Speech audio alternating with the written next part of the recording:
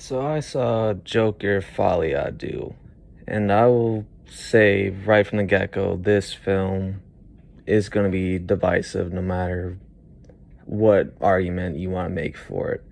People are either going to go in expecting to see more of the same Joaquin Phoenix Joker we saw in the third act of the first film, the one that, goes up on the stage on Murray Franklin's show and, kill him on live television, start like a whole mass riot.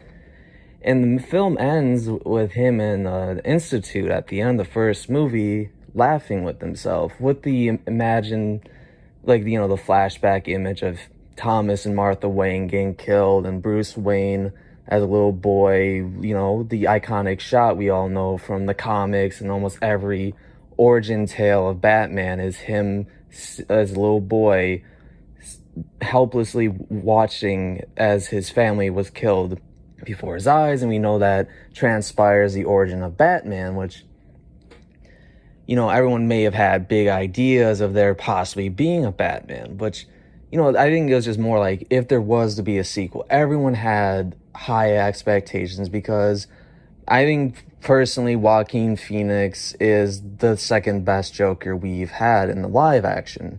I'm not saying he could be the greatest. Like, obviously, I think Heath Ledger is still an iconic Joker, but there's a difference between Joaquin Phoenix and Heath Ledger's Joker, as well as Jack Nicholson, Jared Leto, whatever you think of these Jokers. Everyone has a Joker they like, or a Batman they prefer over the other, whether it's comic book, television, you name it.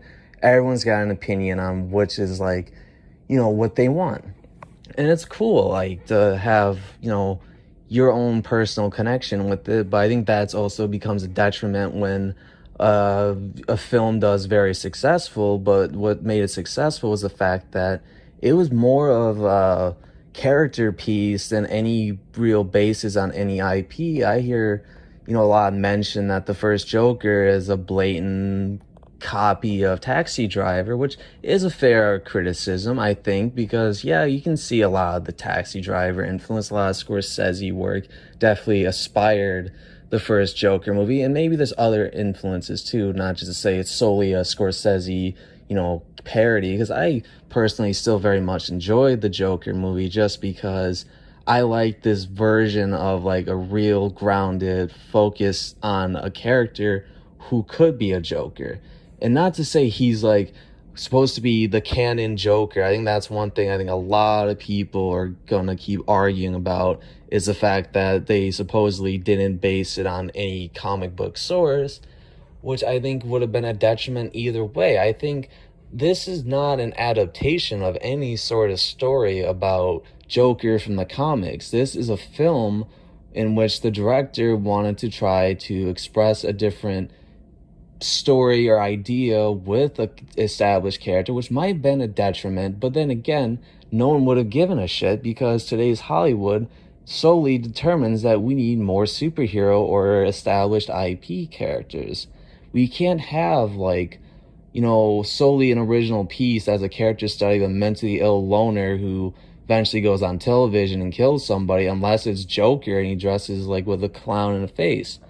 And I think that is what will always be the grandest weakness, or the thing that everyone's going to point out, is that Joaquin Phoenix character, which I think we need to separate him from Joker and solely refer to the character as Arthur Fleck.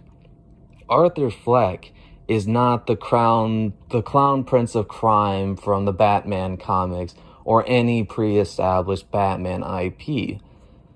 This is a man who is solely a mentally ill loner who, throughout his entire life, has been manipulated and beaten down by people who were supposed to protect him, systems that were meant to protect him and give him the help he needed, especially after as you know in the first movie, he found out at a young age that his mom enabled him to be abused by lovers who supposedly inflicted this brain damage onto him, and may have been a developing factor of why Arthur Fleck has become the way he is, why he has such a grandiose and active fantasy world, because the world he lives in has ruptured him. It's harmed him. He's reverted into a shell, which I think is a factor for a lot of people who understand what PTSD or suffering with some sort of illness can do to you. I think that's what really resonated with me when I first saw the Joker, because when I saw the Joker, I felt everything Arthur felt. I know that might be, kind of pathetic to some, but I would just be honest, I empathize with the monster, even if he is a monster. Like, I'm not saying I condone what he did, but then again, it's a movie, though. I can witness certain things in a movie because I don't know, maybe it's like sensationalism, I don't fucking know. But I do, when you see a movie of a guy getting his shit, constantly getting kicked around and treated like shit his whole life, eventually you do kind of want the guy to, like, get a fucking spine and, like, stand up for himself. And that's what's interesting about films and story and art, is that we can empathize with characters who would normally be considered villains or people in our society that we would condemn and sentence to death and hell and all sorts of misery without even fully understanding who they are. But because of the movie, we did understand who Arthur Fleck was. We saw his journey into becoming supposedly the icon Joker. But what's interesting about Todd Phillips' film of the first movie is that Arthur never had, like, some compulsive need to become, like, a criminal mastermind. In fact, the only reason why Arthur slowly became the Joker was because of a lot of external factors that, like, fundamentally, like, I'm sorry, I'm stammering, this is kind of a riff, but what he's gone throughout the first part of the movie was just like, we see this guy get kicked around by some kids just by, doing his job. He dresses like a clown, which, that's part of the whole Joker gimmick. But view this as just Arthur Fleck, not solely him being Joker. This is Arthur Fleck's story. This is a man who has, with little limited skill set he has, was actively trying to be a functional member of society. But every time he tried, he got shitted on. He got ripped apart. He got judged and ridiculed for his behavior. His mother was almost like another factor in his development. And I'm sorry, this is becoming like, me rehashing the first movie, but I think this has to be kind of established before I even really talk about, the follow-up film, which everyone's universally gonna, bash and hate. And, I understand, like, everyone's got a right to, have an opinion. I just think some of the criticisms, and, some of it can be valid. I'm not saying, like, this, I've only seen the film once, and I'm sure most of you have only seen it once, and some people might not see it now, period, because they're hearing the word on the internet that it's a shit film. But I think that's a very insincere way to start the conversation about a movie if we are going to conversate about what this movie is. But I think it's important that we keep in mind of, the first movie and really talk about the fundamentals of it. And I don't think I'll be able to get at all the nuances into this. But what I gathered from the Joker movie is just the first movie is that this is a story of Arthur Fleck. He's a very reserved, shelved-in person. He doesn't have many people to cling on to. He has a mother, but it's more like his mother now depends on him more than he depends on her. But he's kind of in this toxic love relationship with her, like, where this is the only source of love he's ever been able to have in his life. And if we all remember the first movie, his mother was a very disturbed woman. She suffered with the same sorts of fantasy world elements. I know there's some theories on whether or not Thomas Wayne was truly Arthur's father, with Thomas truly suppressed the story about Arthur's origin to preserve the Wayne's name and whatnot, but I'd like to believe that it truly was a delusion of his own mother, who truly convinced herself that this son is Thomas Wayne's son, even though she adopted him. She adopted him because she created a delusion in which she was in love with Thomas Wayne and Thomas Wayne was in love with her. And when he eventually had to fire her, she continued to believe that Arthur is not Bruce Wayne's, Thomas Wayne's father or son. And also, but then again, she also kept this detail hidden from Arthur. She never really encouraged this fantasy until the first part of the movie. But that's when Arthur started to kind of question who he is, and then also like the external factors of his work life. The fact that his co-workers, Randall, who we should keep mention of Randall in the first movie if we're going to talk about the second movie, because that name gets mentioned. Randall was an old co-worker of Arthur's when he was working at, I think it was called Bozo's or some place. It was a clown kind of, a clown union, I believe. But when Arthur got beat up by the kids in the opening of the film, and after his, we got introduced to his life of him going to therapy and given, again introduced to his laugh and what it represents. His laugh is almost like a reaction to stressful situations. A real life, I don't know how common it is, but I remember seeing clips after the first movie came out of supposedly this condition Arthur has is not too different from other phenomena, like other tics and behaviors that certain people with PTSD or certain conditions exhibit, like, twitching, all sorts of compulsive urges or habits that, the person may not have real control over. It's just a spasm to them. And I think it was such a unique way of having him be, this laugh is almost as if it's a way for him to, to cover for his, for whatever traumas he's trying so hard to, sort out or repress to his shadow, which is another discussion about Joker that I remember investing myself in, is the shadow archetype. If there is within a person a hidden dark version of their own personality that we as a society are told to repress, because the social conscience determines that we must all behave according to certain laws and just common rule sets among every society. And I'm sorry if I keep saying society. I'm not trying to say it and edgy, we live in a society cringe shit. I'm just saying we all live in a society. We all live in a social environment. Even if someone who is as lonely as Arthur, he himself has to abide by these rules. Even if the rules have flaws or a lot of moral ambiguity or just injustice, period.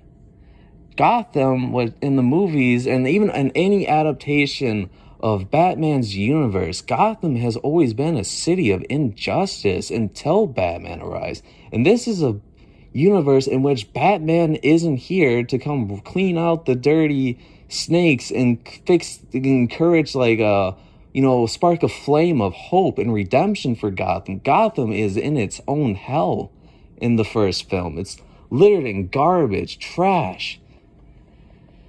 And the people who live in the lower class, which is another argument I'm sure a lot of people are going to hate, is they're getting tired of the lower class angle or the fact that it's a simple poor versus rich story. And I don't even think the film is about that. But I think the movie addresses that these are the arguments people are going to have. And in the middle are the people like Arthur. And these are people who are, unfortunately, there are real world examples of an Arthur Fleck.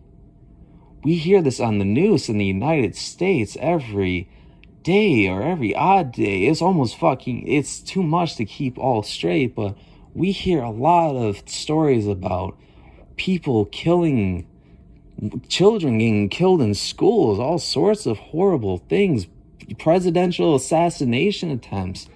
We are living in we're not living in a too off different future of what Arthur came from.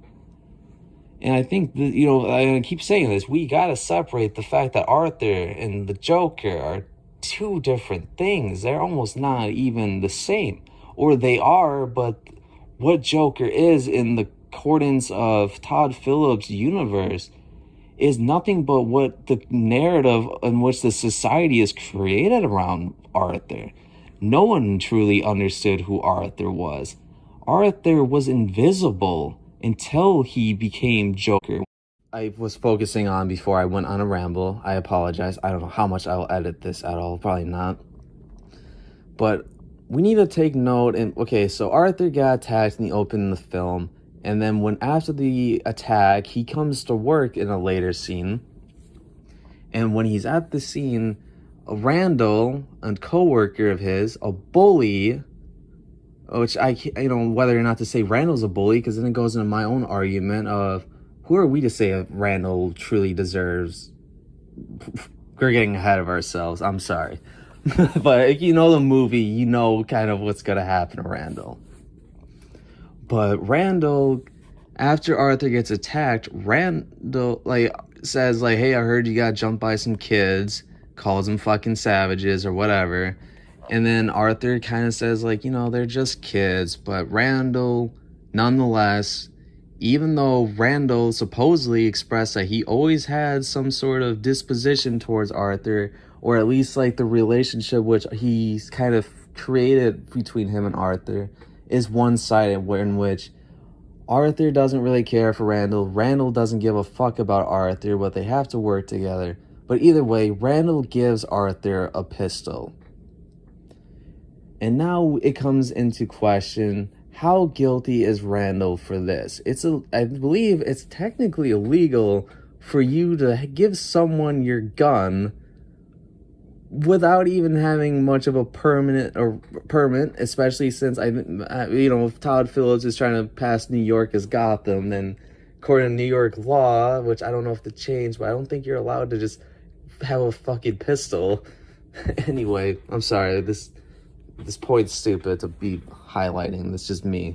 But anyways, Arthur gets a gun, and then it starts corrupting, allowing Arthur to kind of start manifesting, or at least the shadow within him starting to kind of reveal itself. We start seeing Arthur playing with the gun, toying with it. It's starting to give him a sense of power, something which Arthur has never really came close to feeling his whole life.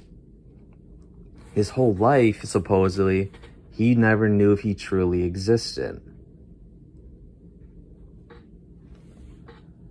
But now he's got something, an instrument of sort, which now will exasperate. Oh, God, I'm trying to use my fancy dollar words, but I'm just gonna butcher it. But we start seeing that Arthur's fantasy world is starting to be indoctrinated by the violent sensation that can manifest with an individual like Arthur.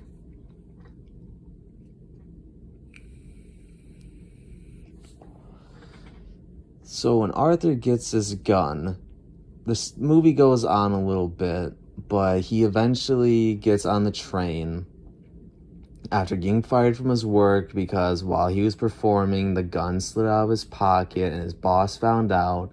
And this becomes a point where we can really determine, at least the audience will judge, that Randall is a piece of shit. But when Arthur's brought a gun to the hospital, which he shouldn't, we can all agree, he probably shouldn't have brought a gun, but when you're a man like Arthur, who's never even really been taught what is appropriate and what's not appropriate, maybe having a gun to him felt well, if Randall's gave me a gun, it must be okay for me to have a gun. And fuck, man, he got attacked by some kids. Okay, I'm kidding. I'm trying to at least be a little sensible about some humor here, so it's not just me ranting about the movie or people's opinions of it. But we all know that after he gets fired, Randall supposedly told his boss that he never gave Arthur the gun, but Arthur was given the gun. But then later on, when he's on the train, Arthur witnesses of a woman being harassed by 3 drunken men. These people become very important for, both for the movie of Joker 2019 and Joker Folie à Deux. Is that these 3 drunken Wall Street guys were harassing this woman. The woman leaves, but because of the situation which Arthur was forced to witness, and because of just the stress of his day and what's going on internally for him, Arthur starts compulsively laughing, as he normally did. This is supposedly his underlying condition, which we can talk about what that laugh really is, but right now let's just call it for what we as the audience, when we first saw the film, could understand what it was. Is that Arthur was laughing, and due to his condition could not he couldn't make himself stop. And so these Wall Street guys start cornering in on him and kind of start teasing him. And then before he knows it, Arthur tries to bring his card out. He had a card that said, like, please excuse my laugh, it's part of my condition. And so Arthur continues laughing. He tries to give the card, but they don't care. These guys just wanted to, bully him. They see this guy wearing a clown makeup laughing at them. They start swarming in on him. And before you know it, Arthur's getting beaten down and laughed at. And before anyone even knows, the biggest moment of that movie at the moment, Arthur retaliates. He shoots these men in self-defense. And then he kills the third guy very cold-bloodedly. The first two, you can say, was just impulse. He was just defending himself. But the third kill was, like, first degree.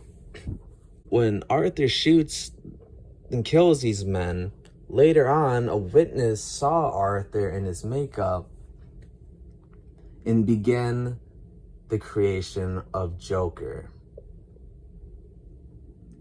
Now, I know some people might say, wow, that was a big let up just for that. But anyways, the narrative amongst the newspapers and TV clips we see of the movie, it begins to create that the Joker, or the killer clown, I believe they call him initially. He's not officially Joker, but he's referred as the killer clown, which starts creating kind of like a social movement, or kind of like a folk hero for the unprivileged, the people like Arthur who truly understand what he's feeling.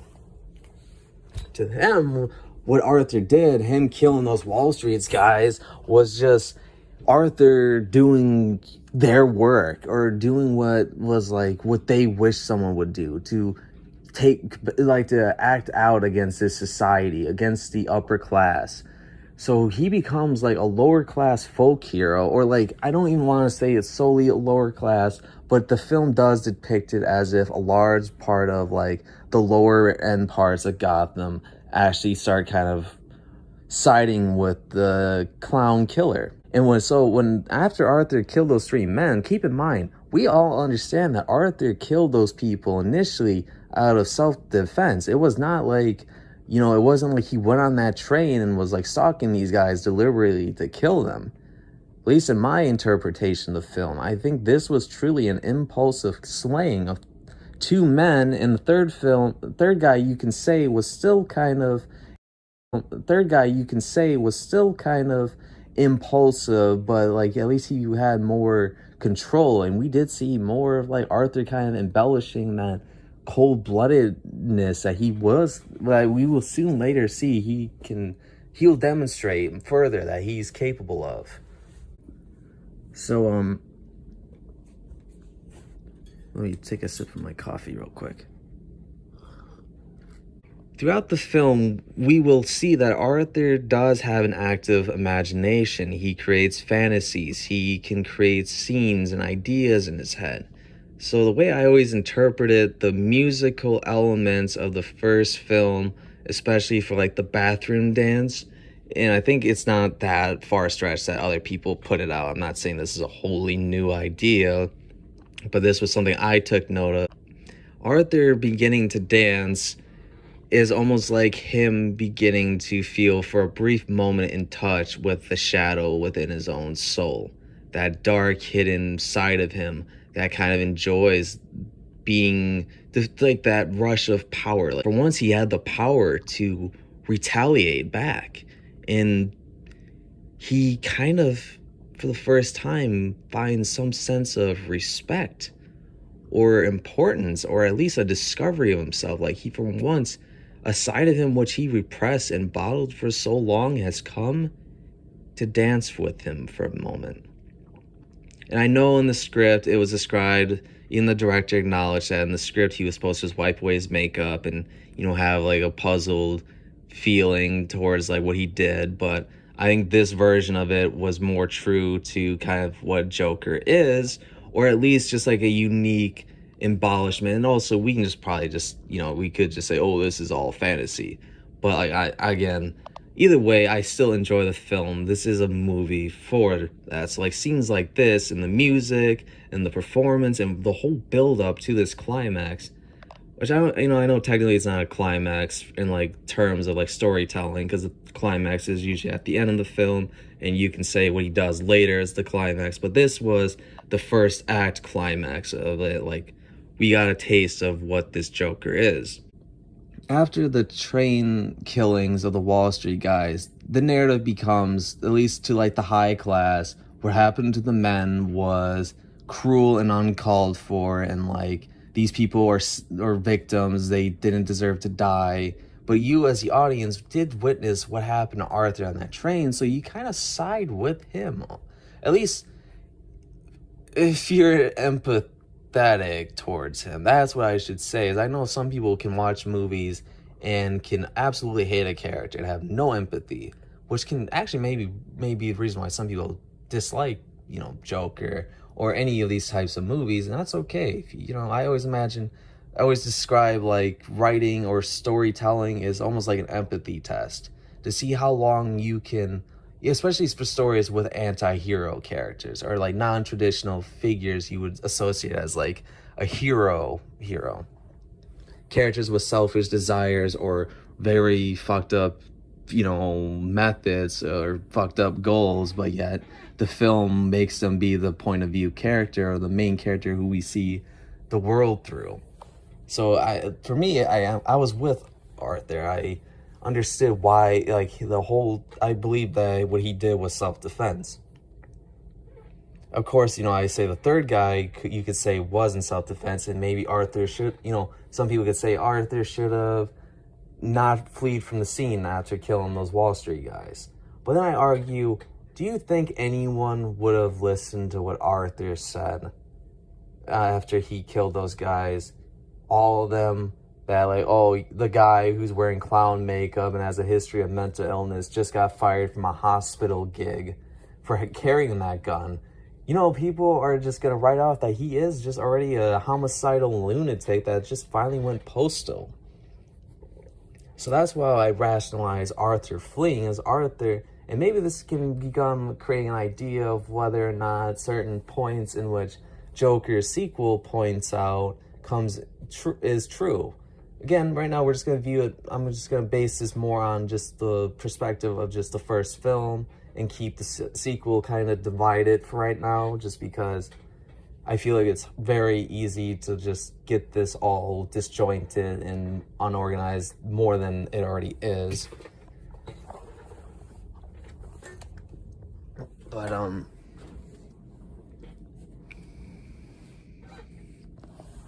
Arthur fled from the scene, and witness did see a guy dressed like a clown running from the scene, which created the narrative of the clown killers. The lower class start envying him and he starts becoming a symbol. You start seeing people driving around, there was a scene where like Arthur's with Sophie, I believe, his next door neighbor, which, we all know the twist about that. But anyways, when he's out and about, and you start seeing like, the tabloids and just the, what this symbol is becoming of what he did, how people are sensationalizing it, thinking that he's like an urban myth, that some people don't even know how true it is, but yet they're latching on to the image of a clown who killed 3 Wall Street guys, 3 guys that Thomas Wayne went on TV and cried for, not cried, but at least condemned the deaths of it, or at least condemned the killer. and what he did and saying how good these guys are. But we, as the audience, through Arthur's perspective, only saw the cruelness of these men. So to us, we can rationalize in like a fucked up, empathetic way that these fuckers kind of got what was coming to them. Which is part of the argument of what Joker really is doing to the audience. You're almost becoming an accomplice. At least to me, it's like I felt like an accomplice because I secretly wanted Arthur to get away with everything because I had empathy for him. I felt for him. I felt when he attacked back, I wanted him to attack back. And that's what's fucked up is I'm rooting for a villain. But yet I don't view him as a villain because I view him as more human than any of the other characters in the story. Because the main point of view of the story is Arthur. And we see what Arthur goes through before he even got in that little attack on the train. So when we start seeing him being kind of enticed, or at least a little felt witnessed for the first time, like he's a symbol, like he did this. And it's confirmed now because we do have a sequel, and there was a lot of theories about the first film about what events truly happened, if Arthur truly did kill those guys on the train, or that was like a delusion on his part. I think the sequel kind of confirmed that these were acts that he committed, so we can kind of base that he truly did this, and we understand that what happened was truly an attack. And that was self-defense, but because of just Arthur's predisposition, we already know that he was going to be condemned no matter what he did. But to hear that Arthur has some voices, the repressed voices, people that he himself felt like he always secretly desired to have their attention, rooting for him. People are wearing clown makeup on the street because he's becoming a symbol. Something the whole first film is about Arthur wanting some sort of positive attention, but what he gets instead is negative attention, but it's masked through positive reinforcement. He did something that should be condemned or is technically immoral, especially in just the context of just what the act was, just ripping away the truth of it, of what happened to Arthur in that train, and just viewing the act itself. It's 3 men got brutally shot on a train by a guy dressed as a clown. Like, that is, no matter how they spin that, Arthur was fucked.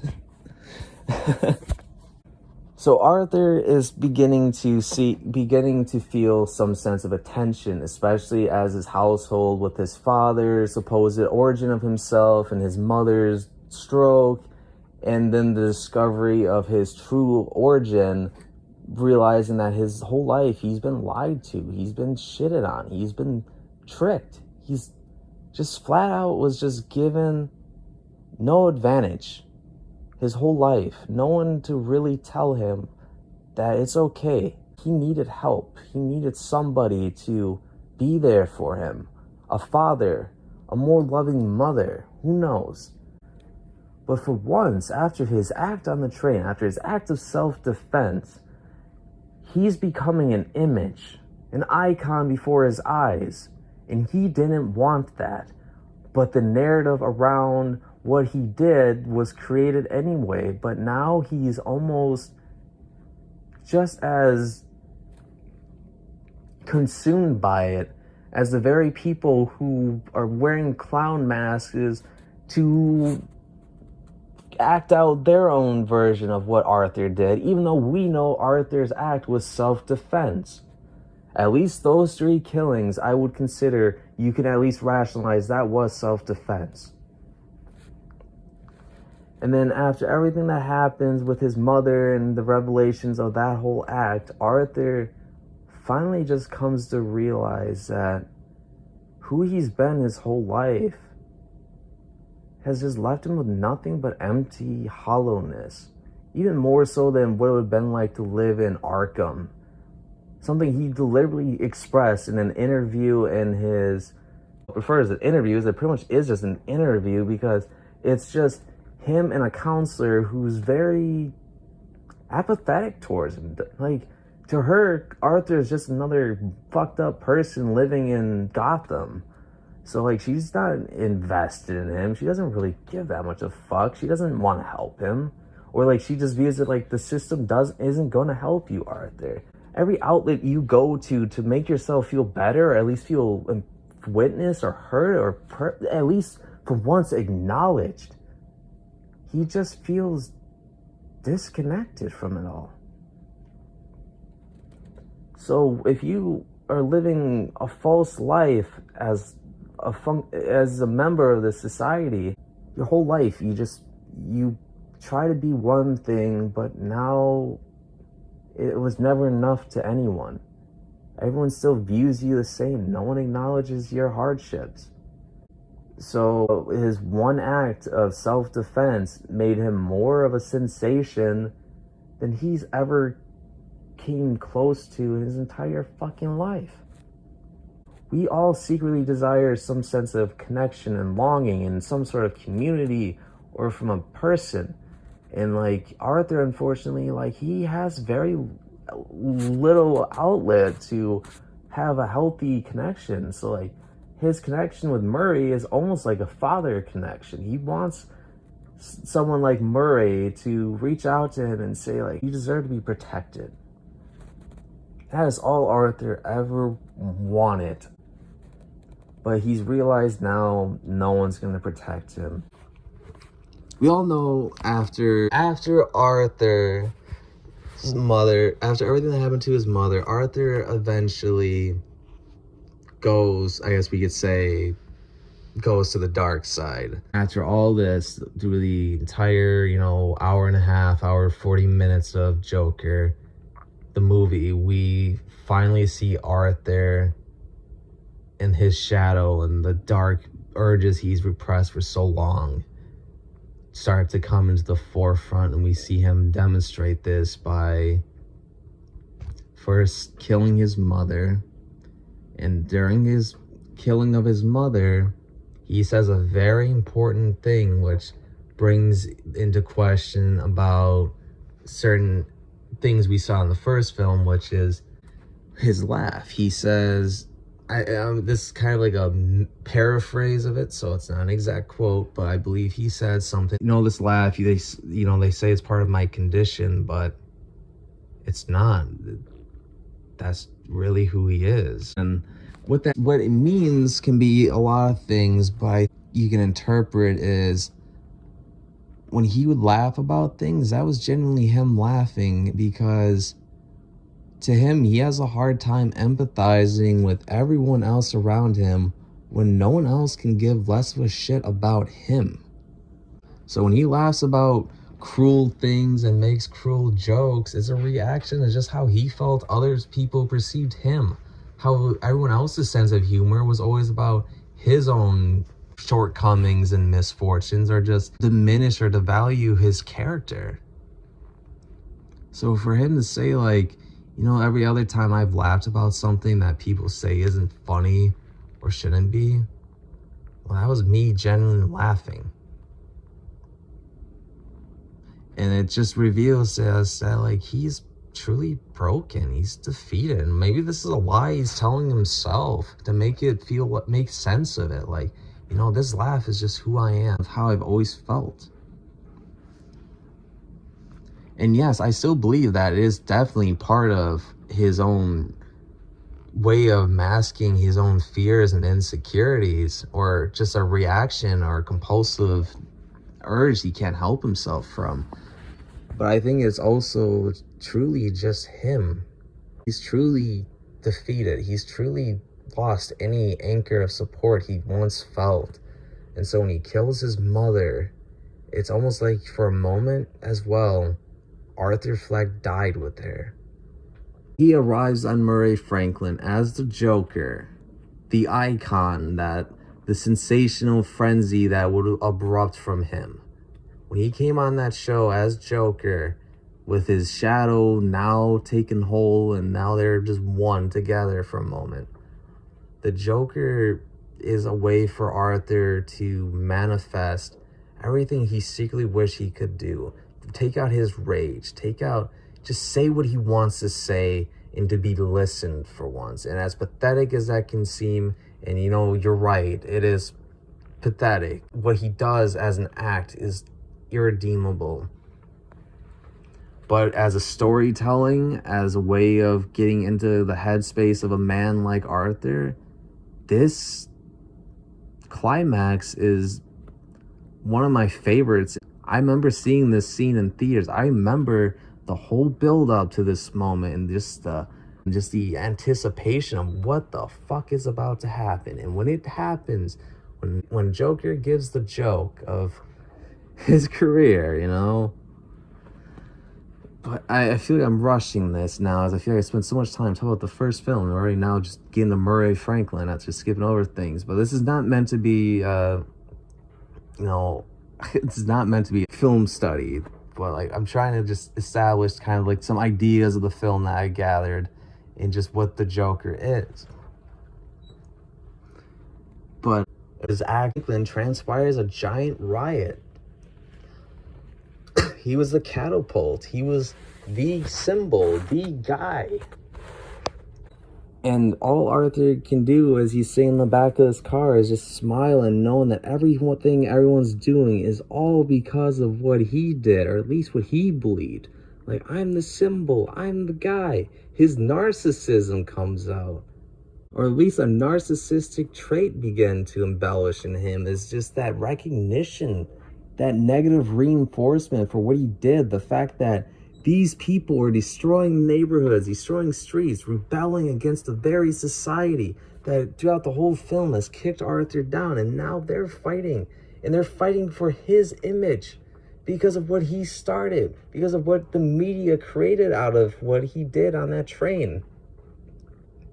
And so at the end of the film, when Arthur's locked away in Arkham and all he can do is just laugh at himself and laugh at what he did, that is truly all Arthur's fate is now.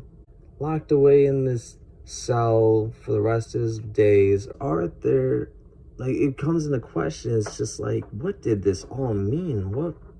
Is Arthur truly now Joker? Is Joker and Arthur just one and the same? Is Joker truly the mask?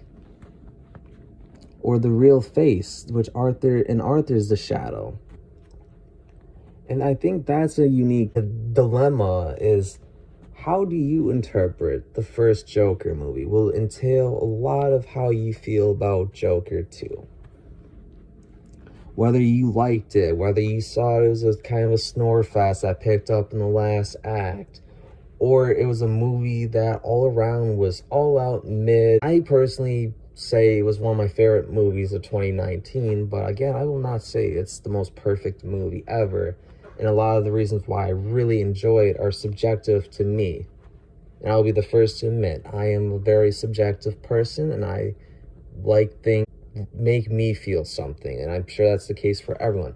I don't watch things just for content or a little distraction. When I watch a movie or experience a piece of art, that piece of art, if I really connect with it, will be something that defines me in my own way. It should teach me a lesson about myself, about my own sense of empathy or lack thereof towards people, and make me aware of the world in which I'm living in a little bit, or just having, I don't know, sorry if that's just rambling, but I feel like this movie explores a lot of ideas about identity and about what it means to feel invisible, and how a toxicity among society can create monsters of their own. You throw a guy like Arthur in the context of like a DC franchise, I guess you would create a Joker. Like, it's the idea that societies create monsters too, and we've always created our own monsters, and we always sensationalize them. We have people who marvel at them. Like, we see this a lot with serial killers, and so it becomes like a question of like, yeah, we can empathize with Arthur, but some of the things Arthur does, like, I would still say the train killings was self-defense, but him killing his mother who's already actively dying, he smothers her. Randall came to his apartment talking about how, oh, these investigators were, questioning him about, Arthur and asking about the gun. And Randall says, I'm just here to make sure you don't tell them something, like tell them the fact that Randall was the one that gave him a gun. And that's kind of what started this whole, that led into the events of the, train shooting from the Wall Street Boys. So Randall was equally at fault for what transpired through giving Arthur a gun in the first place. That doesn't take away, I can't say he deserves what happened to him precisely, but he was just as at fault, or as much of part of an accomplice to what Arthur did to a degree. Gave Arthur a gun. Then when Arthur got fired, kind of didn't even acknowledge the fact that, like, hey, I did give Arthur that gun. So, he got attacked by those kids. No, Randall never stood up for Arthur. And here's Randall in his apartment saying, I want to make sure our stories match up, so you don't tell the detective something that, let's just get our story straight. He doesn't give a shit about Arthur. He wants to hear what Arthur's going to say so Randall can go snitch to the investigators and give his stake and just say, like, oh yeah, he's fucking crazy. So when Arthur killed Randall, that was cold-blooded murder. There's no brushing that aside.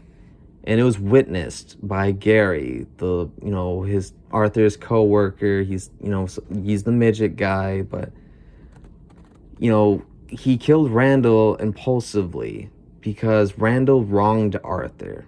So you as the audience, at least if you were still on the side of Arthur, kind of felt that Randall had it coming. And again, this is a film, so it's not like me saying this is a real life, victim of some horrific act who deserves it. This is a fictionalized character. So it's okay for me to acknowledge that me as an audience member was kind of smiling when I see Arthur becoming Joker, or by carrying out horrific acts, because I know from the source materials and other adaptations of the Joker that Joker has always been a wild card and can be very brutal. So to see that element of that character reveal itself is still iconic to me. But again, I'm trying not to, this is a title Joker, but I think we need to focus in the fact that this is truly a story of Arthur Fleck if we're going to talk about the sequel. Everything which Arthur does is solely Arthur's actions alone. Joker is just a bravado, a stage name he gave himself when he came on Murray Franklin, and now that's what tabloids run with. That's what they refer him as. And because of that, Joker has become a sensation, an icon, still yet, or at least infamous within Gotham or New York. That's something we'll get into in the sequel part. But right now, this is just me kind of talking some stuff about the first film, and then we will get to the sequel. Just trying to think of any closing things I can say about Joker 2019 before I really begin to unfold, or at least kind of touch on the sequel of Joker Folie à Deux, because I feel like there's a lot of ideas from the first film that we need to kind of carry over. One of which is that, what was the point? When this film came out, Joker 2019, when it came out, Todd Phillips was asked numerous times, along with Joaquin Phoenix, about whether or not there would be a follow-up to the 2019 Joker. A lot of people were discussing whether or not there would be a sequel. Todd Phillips expressed that he did not really have any intentions of a sequel, which right away creates a pretty good way to buy in, like, oh, this film is not connected to any It's not going to be a sequel, it's not going to be a franchise, it's a one-off film. Todd Phillips supposedly came up with the idea of doing Joker 2019. He just imagined doing like a genre piece with an established comic book character. So this is where the criticism of what he meant by this is that pretty much what he's going to do is just create a loner character study heavily influenced by Scorsese works and other, he's just pointing out like he's gonna bring like a kind of like the 70s film style to a pre-established comic book character. Such as now I can hear some people, especially through the reactions of the current sequel of 2019 Joker, is a lot of people are pissed or angry that this film's, or at least the sequel especially right now, that's a big argument, is why don't they use a comic book storyline from, but it's like, what source material is there? Now, I'm sure you guys can point out a bunch of other issues of the comics in which there's an origin of Joker, but it's not Arthur Fleck. We need to reinforce the idea that Joker is just Joker title alone. This story with Joker 2019 and Joker Folie à Deux is really, truly a story about a man named Arthur Fleck. This is Arthur Fleck's story, and the only difference is, and this is another, I'm going to bring up another little bit of trivia, I'm sure some people may know, especially if you're like a film bro or whatever, is that Martin Scorsese, when there was buzz about there being a Joker solo film with Joaquin Phoenix, I remember hearing that supposedly Martin Scorsese was set to either produce it or maybe even direct it. I don't know how true the directing part is. I can maybe see a producer thing, but then again, maybe not even. There's an interview or some quote from Martin Scorsese in regards of Joker about like maybe there was that maybe he did consider doing this film, but the thing that held him back was that he's gonna tell this story focused character piece about a man like Arthur Fleck just to turn them into pre-established comic book villain in the end. That's just the whole end goal. And then it's like, oh, we're gonna tell this unique story about, a guy with all sorts of subject matters, and then just a big build-up is for him to become the villainous killer clown Joker, and that's the story. So what I think a lot of people wanted is now, because we got the origin of Joker, we're just gonna see an adaptation. Like, what adaptation of this Joker can Arthur Fleck truly be? Because the way I always view Arthur is not physically or mentally cunning enough to be like a mastermind criminal. Or at least the approach this film goes with for him is that Arthur is not like, I guess when I say this, and I'm referring to the sequel kind of now, is that Arthur in Arkham, when we meet him, is just now Arthur. Joker is been repressed again, bottled again, just as Joker was in the first film. And we will start seeing little slip-ups of Joker throughout the film, but we'll get to that in a minute. We'll get to the sequel soon, but this is a discussion. We're just talking, guys. If you're sitting through this so far right now, it means that you and I might have similar discussions, hopefully. And, especially, like, this is the first part of Joker. So, like, right now, we're talking about the first part of the duology. But we're not talking about the sequel just yet, so I apologize if you solely want to hear someone talk about the sequel and talk about why it's, horrible, or why it's, it's going to be a modern day masterpiece in retrospect. Right now, I'm just talking about how I'm feeling about how I felt about the first movie, talk about some of the ideas and some of the, some of the things I connected or gravitated or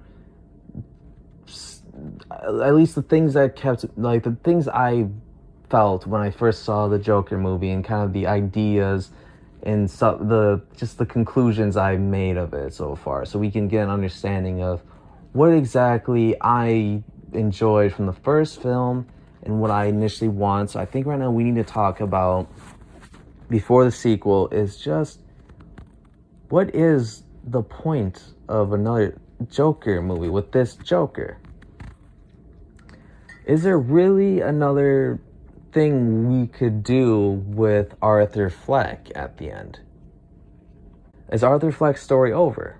Is he gonna, this brings up my idea ending, which I know I kind of skimmed to the end, but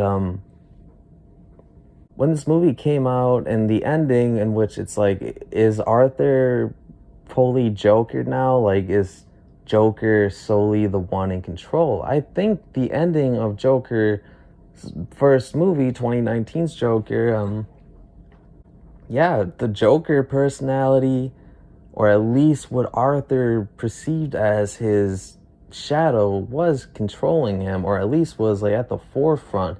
His narcissism, his rage, every bitter emotion he's buried for so long is at the forefront again. The end of Joker Part 1, when he's in that interview room being studied by an Arkham doctor, he may have either just solely attacked, or it was just a fantasy, but either way, the movie ends on a note that Arthur is just going to be locked in cells for a while until, who knows? Some people like the idea of, like, later on Batman coming in the picture, but keep in mind that Batman in this universe, or if there even is a Batman in this universe, is still yet a little kid, and this Joker is middle-aged, and it'll be a while before there's ever a Batman to come and fight Joker. And I don't think that was the point of Joker 2019. It's not an origin tale of a Joker who will fight Batman. As much as that disappoints many of you, I'm sorry if you were really hoping that was going to be the case at some point. But even Todd Phillips suggested that was not really going to be a possibility. Hell, there was even no possibility initially of a second film, or at least, there was definitely a possibility. The film made $1 billion, and back in 2019 became the highest grossing R-rated film of all time, and that only just recently got surpassed by Deadpool and Wolverine. So it's but at the time, fuck yeah, why wouldn't you do a sequel? So it just became so anyways, after Joker 2019 came to an end, we got mixed reactions. There's a lot of controversy about whether or not this film is harmful to society. The same boring arguments that just takes the wind out of just what a film is. It's just a piece of art, a piece of entertainment for people to gravitate toward. But the audience loved it because, for the DC at least, this was a fresh fucking air after such a dumpster fire of films to come out, and still yet to come out for the DC universe at the time. So I think Joker's success was largely to do with its ambitions to tell a grounded tale about Joker and deliver on the punchy violence and disturbed elements of the Joker character in an R-rated film. And I think that's why it garnered so much in box office. And I was stunned away by Joaquin Phoenix's performance. I was really anticipating him to knock it out of the park, and I still was surprised by how fucking well he did when I first saw that film. I watched so many Joaquin Phoenix films to get myself hyped. I was thinking dude, this guy's gonna fucking kill it, and to me, he did kill it. And now someone's gonna say, you're right, he did kill it to death, or whatever smart ass comments you're gonna say. But I enjoyed his performance. I enjoyed the take of Arthur Fleck. I enjoy that character. I think he brought a really good depth to him. And some people say, especially in the arguments of it, the movie's mid, realistically, and people just exaggerate. Joaquin was the one who kept the movie afloat, and that's fair. So I'm not saying the film's ideas were always 100% landed, or there was times where I felt the writers could have done more, especially in the sequel we'll get into a little bit, but I still enjoy that movie, and it's a subjective enjoyment. So again, I'm not saying if you disliked it or are mid towards the first Joker, or if you loved the first Joker and were expecting to see Batman or expecting a adaptation of sorts of a famous comic book storyline, it was never really in the cards, because Todd Phillips already acknowledged that this film, or his version of Joker, but we should just say Arthur, say it with me, Arthur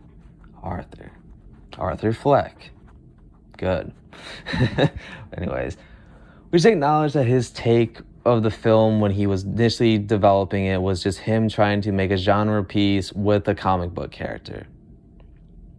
And it worked to his favor. It was a surprise hit for both the studios, and probably a big surprise hit for just, a lot of people in general, because this film isn't the traditional Batman versus Joker story. It's not a camp. It's a grounded tale that is willing to be slow and methodical with its build up to its characters and the events of the story, which is I can very much respect. I very much enjoyed watching Joker when I was in the theaters with my friends, and I won't lie, I was smiling a lot during the moments where I can see Joker coming out of Arthur. And again, I will acknowledge that this is me rooting for a poor mentally ill loner to become a monster. So says a lot. It makes me question really what I'm about. But again, this is a movie, so if he's gonna become Joker, then fuck it, man. I'm waiting for him to become Joker. And when he does, I was not disappointed, because Joaquin Phoenix killed the scenes he was in, and I don't know, maybe it was just the right time. It was just the right time for a movie such as Joker to come out, when Marvel movies were still yet solely PG-13, and the only dominant box office films at the time were solely just superhero comics films and franchise pieces and reboot. So when I hear that they're doing an adaptation of Joker, a favorite villain of mine, yeah, I personally was looking forward to that, because I was very disappointed with the way the DC universe went with the directions and choices it made creatively, and it was not what I wanted out of I always wanted a dark ass Gotham universe where we can, or at least a soundscape where we can see some fucked up tales with these characters, and with our rating. So to see that we got that delivered to us with Joker 2019, I was very much satisfied. So a little bit, we talked just now about kind of the film's legacy. Let's talk about how I felt when the film sequel was then announced. I think it started filming in April of 2023, I believe, or 2022. I think it's 2023. It started filming in 2023. And summer previously, 2022, Todd Phillips revealed the first, took a picture of the script for the sequel, Joker Folie à Deux, and it showed, I think Joaquin Phoenix was, reading it and a picture. But either way, when this film was confirmed, right away I kind of knew too that wow, I was excited, or at least curious. I would say I was more curious than I am excited, because I kind of agreed with the sentimentality that Joker 2019 very well can be its own film and just be a little isolated spin-off tale that has no real further connections or development, and it's just kind of like a one-off art piece of or genre or just a different style of comic book movies or comic book adaptations. Even though it's not an adaptation because you're not adapting anything particular because there's so many source materials from different comics, and now there's a sequel to it, which I was curious because again, I when I watched, I said, just now a little bit ago, when I saw Joker 2019, I felt like my reaction to it was just the fact that the movie came out in the right time for my own personal development. I just graduated from high school. I was a pretty depressed, loner type guy in my own way when I was in school. I won't say I was bullied or beat it on like Arthur by any means. It ain't like that sad. It's just more like you know personal struggles in my life. So when a movie like this came out and just graduated high school, still everyone else in your life has gone away to college and other things, and you're still living in the same place you were before. And so when I saw that film, I resonated with it. It connected with me. I felt like there was this movie almost as if it's like took something from my soul and put it in there, and I felt like something was stolen, or as if like someone was reading out my thoughts, or at least like there was a movie out there that just completely was tailor made for me, damn near. Just at the time of what I was looking for, I was really excited for this film, and when it came out, I was not disappointed. And I will acknowledge that was just a reaction to just who I was at the time.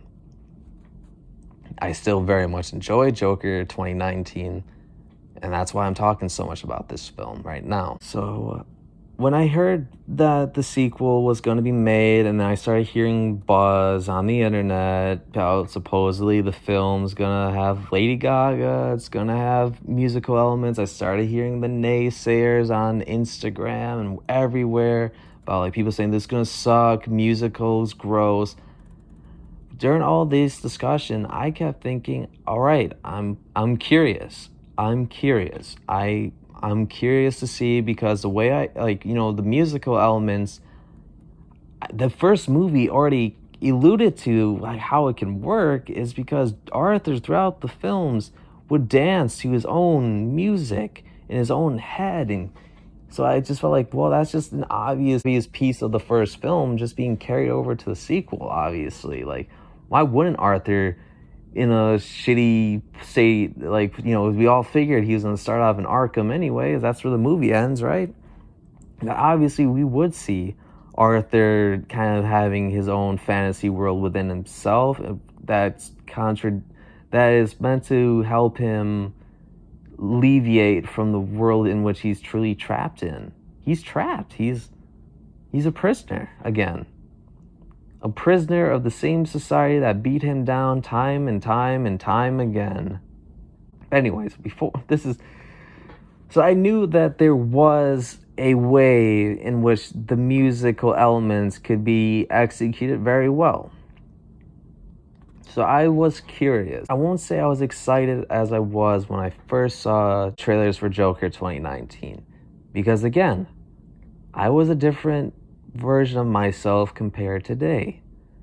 A lot of the things that I connected through Joker with, or at least things I empathized and said like it felt like it was me, or it felt like this film literally was speaking to me, like I no longer feel as alone and depressed and angry at the world and myself anymore as I was when I was a young 18-year-old boy. I've had so much, development since then. So like I've grown as a person. So it's like I'm not like, oh, this is going to be my film of the year. It was just like, this is a film I'm curious about because I really still enjoy Joker 2019. Even if the reason my reaction to it initially was from a young man's perspective, as I've gotten older and talk about this movie with people, when I say like, have you seen this movie? It's still like, it amazes me of how much there is to discuss about this film. Or at least to me, or at least when I show it to people who don't even consider themselves like a Batman or Joker fan, just like put this movie on, and sometimes like you just tell like you can. There's so much to discuss about it. Just like how there's so much to discuss about Heath Ledger's Joker, about what the hell is his origin, or like what exactly does his actions or what he says. Like there's so much you can dig into and create your own interpretations, and that's where a sequel is always destined to set itself short. I described making a sequel to something, especially something that's so successful, that works so well the first time. You very well could be shooting yourself in the foot and just giving yourself a complete disadvantage right away just from the prospect of making said sequel. We had this, how many times have we seen this recently? And like, again, I'm not trying to, devalue anyone's opinions about these certain pieces of art I'm going to list off that are sequels to something. Like the sequel trilogies of the new Star Wars films, and how the audience members started hating on it when the film started going a different direction, and then still hated it when the when the trilogy tried to course correct itself in the final entry.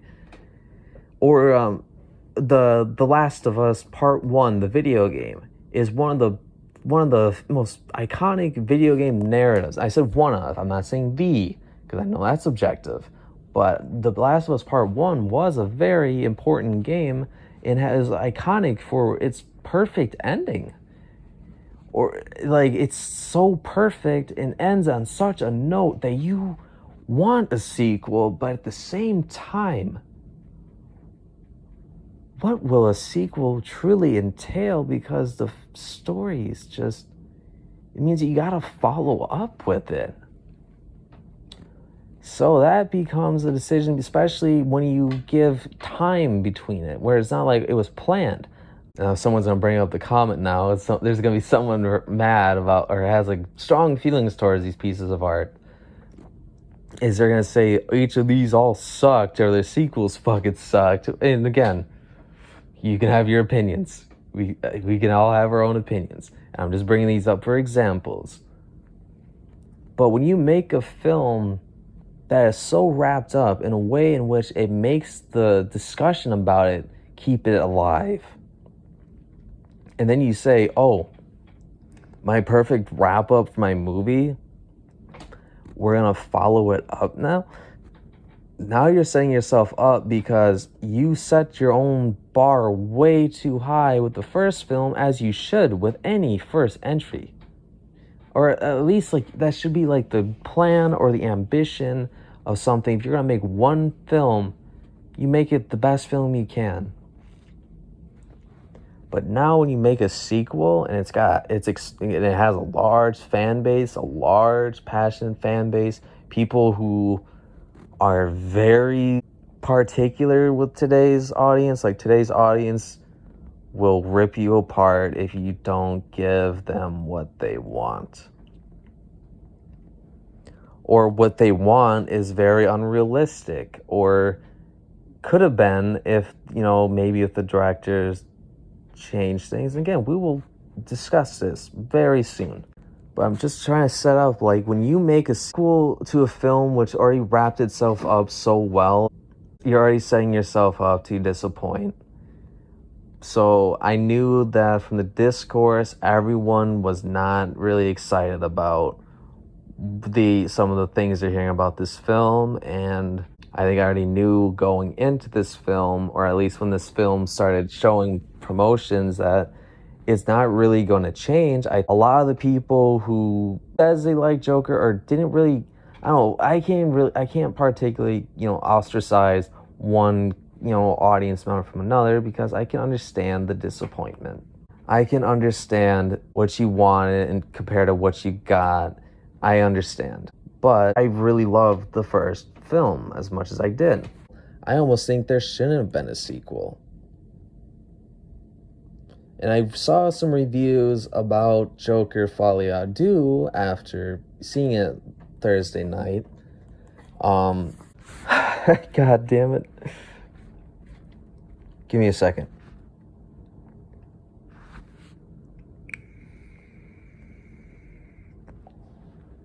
fuck, god damn it. There was a quote or some review I saw, and I think it was like, it was not in the favor of the film, but it was just like the film knew that it was not going to live up to any expectations.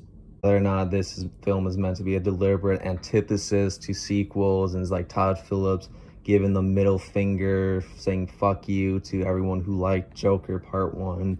You guys are just a bunch of incel losers. I don't think that is his agenda, personally, or at least I don't want to believe such cynicism, because he was so respectful. And if you paid attention to interviews from his Joker 2019, the behind the scenes, like the Blu-ray commentaries, you can tell this guy really did have immense respect for the source material, or at least the character of Joker and how he was going to utilize him.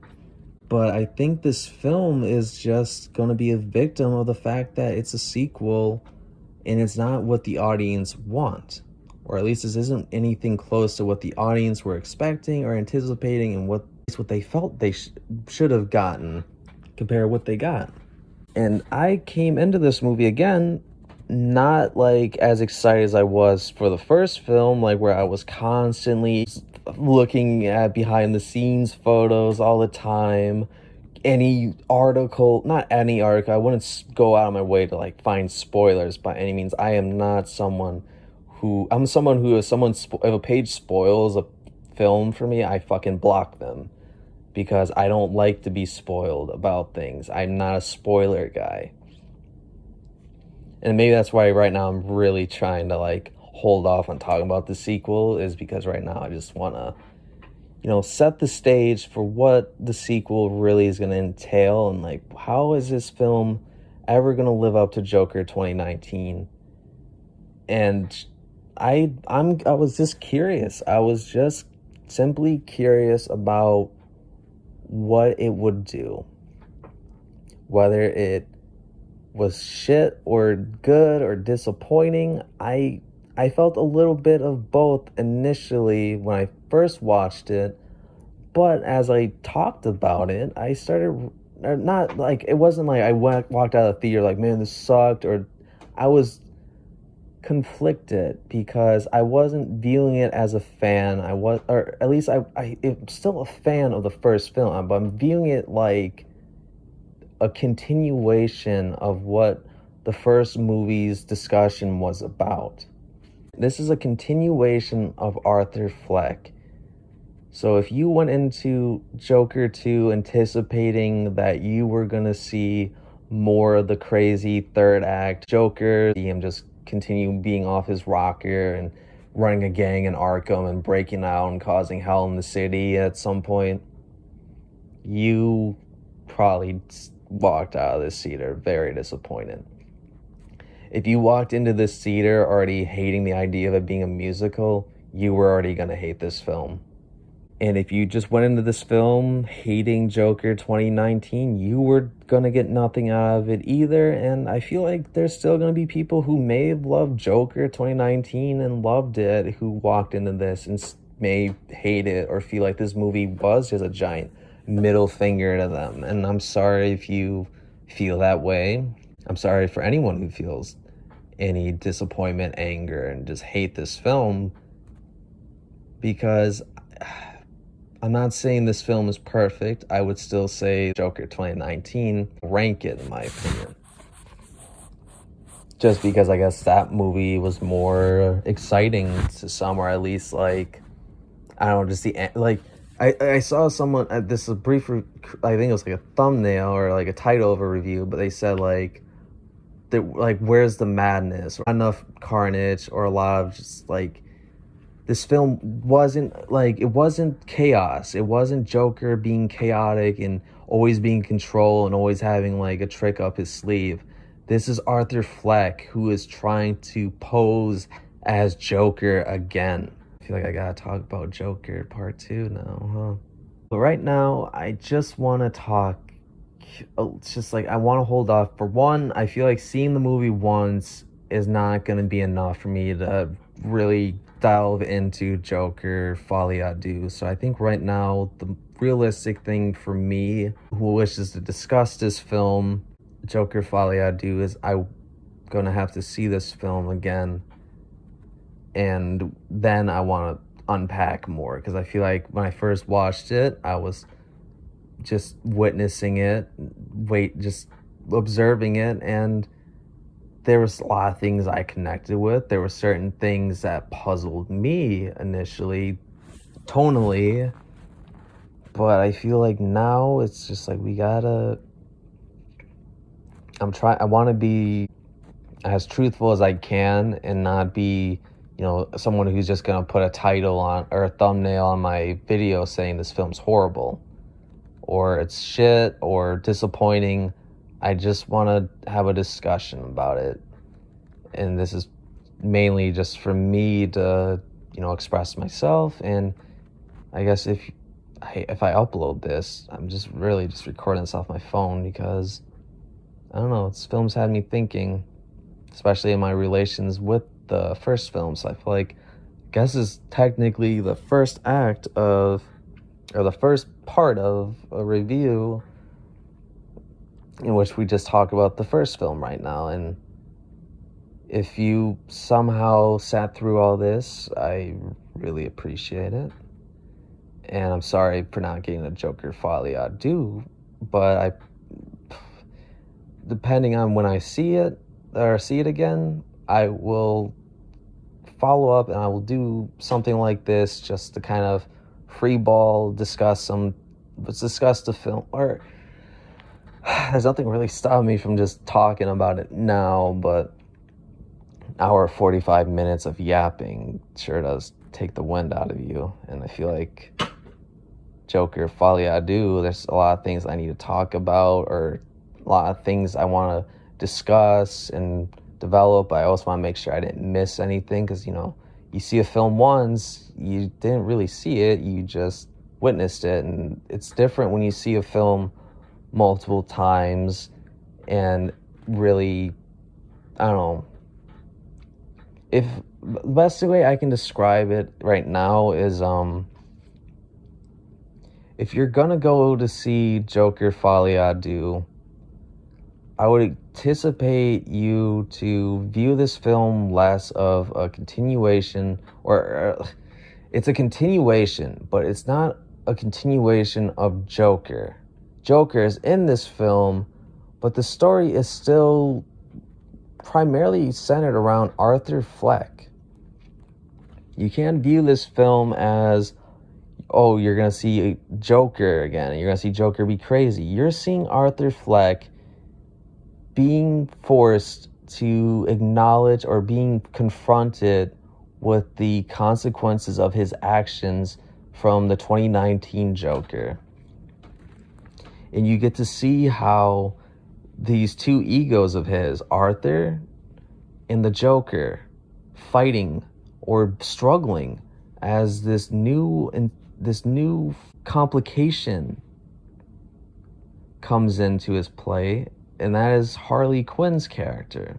And we see how the two egos battle for each other, or battling in their own way, or expressing themselves in different ways. That's what really I think is the part that people are going to be split about. Is the Joker is literally hidden inside Arthur. It's that rage, it's that shadow, it's the rage, the loneliness, the fear, everything Arthur represses.